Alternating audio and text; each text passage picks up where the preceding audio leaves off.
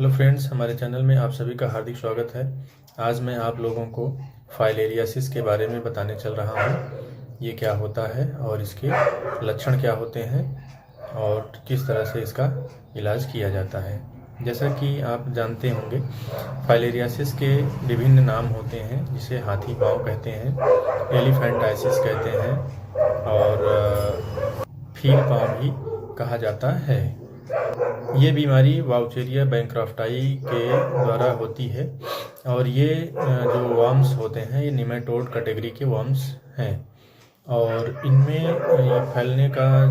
इसका फैलने का रीज़न होता है वो एक मच्छर होता है। मच्छर के माध्यम से ही ये एक दूसरे व्यक्ति में फैलते हैं।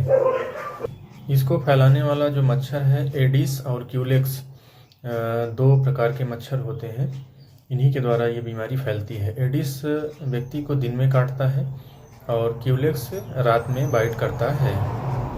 जब ये मच्छर किसी संक्रमित व्यक्ति को काटते हैं तो इनके अंदर वाउचेरिया बैंक्रॉफ्टाई का लार्वा यानी माइक्रोफाइलेरियाई इनके अंदर चला जाता है और जब किसी स्वस्थ व्यक्ति को ये काटते हैं तो उसके स्किन में वाउचेरिया बैंक्रॉफ्टाई के जो लार्वा हैं वो प्रेजेंट हो जाते हैं, पहुंच जाते हैं और स्किन से होकर के वो लिम्फ नोड में चले जाते हैं और लिम्फ वेसल्स में चले जाते हैं और वहां जाकर के ये जो माइक्रोफाइलेरियाई है एडल्ट हो जाता है। 4 से 6 महीने में ये वहाँ पे एडल्ट हो जाता है और एडल्ट होने के बाद ये 2 पार्ट में डिवाइड हो जाता है, मेल और फीमेल।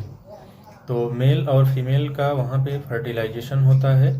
फर्टिलाइजेशन के बाद जो फीमेल होती है वो ग्रेविड हो जाती है और जो मेल है वो वहाँ पे डेड हो जाता है। लगभग 2 से 3 साल में डेड हो जाता है और जो फीमेल है जो कि ग्रेविड है वो आगे चल कर के जो लार्वा होते हैं यानी माइक्रोफाइलेरियाई को जन्म देती है और एक बार में करीब 50,000 माइक्रोफाइलेरियाई का वो जन्म देती है और ये माइक्रोफाइलेरियाई फिर सीधे ब्लड में जाके मिल जाते हैं और उसके बाद ये जो यदि कोई मच्छर फिर से इस व्यक्ति को काटेगा तो ये साइकिल इस तरह से चलती रहती है।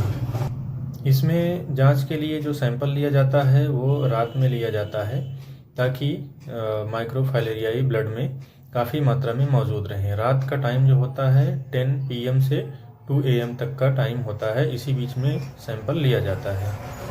वाउचेरिया बैंक्रॉफ्टाई के साइज़ की बात अगर करें तो मेल का जो साइज़ होता है वो छोटा होता है और फीमेल का साइज़ बड़ा होता है। मेल की लंबाई जो होती है वो करीब 4 सेंटीमीटर की होती है एंड चौड़ाई 0.1 मिलीमीटर की होती है। वहीं फीमेल की लंबाई 6 से 10 सेंटीमीटर की होती है और चौड़ाई 0.2 से 0.3 mm की होती है। लिम्फ वेसल्स का काम क्या होता है? लिम्फ वेसल्स पूरे बॉडी में फैली होती है और बॉडी में जो ख़राब चीज़ें होती हैं, जो वेस्ट निकलता है बॉडी से, वो लिम्फ के माध्यम से वो बाहर निकाला जाता है। वाउचेरिया बैंक्रॉफ्टाई की वजह से इन लिम्फ वेसल्स में ब्लॉकेज हो जाता है, जिसकी वजह से लिम्फ आगे की तरफ नहीं बढ़ पाता है और वहीं पे एकत्रित होने लगता है, जिससे पर्टिकुलर ऑर्गन में या उस रीजन में स्वेलिंग आने लगती है। स्वेलिंग बहुत ज़्यादा हो जाती है और ये ज़्यादातर पैर में, हाथ में, रिस्ट में और स्क्रोटम में, वल्वा में भी हो सकती है और ब्रेस्ट में भी हो सकती है। इस तरह की स्वेलिंग हो सकती है।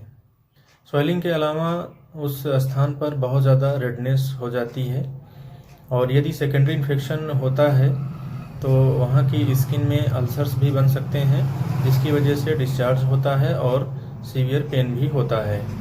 और इस बीमारी में पेशेंट को बहुत तेज़ फीवर आता है, जो कि ठंड के साथ आता है, कपकपी के जैसा भी लगेगा और उसे बहुत तेज़ बुखार हो जाता है। पहली बार जब ये समस्या होती है तो कुछ मेडिसिन से ये ठीक हो जाती है, लेकिन जब अगेन दोबारा समस्या होगी तो ये धीरे धीरे करके जो स्वेलिंग होती है वो परमानेंट होने लगती है और अस्थायी रूप ले लेती है। यदि इन्वेस्टिगेशन की बात किया जाए तो इसमें यूसिनोफिल्स की संख्या 30 से 80% तक बढ़ जाती है। इस बीमारी को ठीक करने के लिए डाइएथाइल कार्बामाजाइन साइट्रेट नामक टैबलेट का उपयोग किया जाता है। इसके उपयोग से ये बीमारी धीरे धीरे पूरी तरह से ठीक हो जाती है। ये रहा फाइलेरियासिस के बारे में पूरी जानकारी। उम्मीद करता हूँ कि आप लोगों को ये वीडियो ज़रूर पसंद आएगा, और यदि आपको ये जानकारी अच्छी लगी हो तो आप हमारे चैनल को सब्सक्राइब कर सकते हैं, और ये हमारा वीडियो आप और भी लोगों को शेयर करिए। धन्यवाद।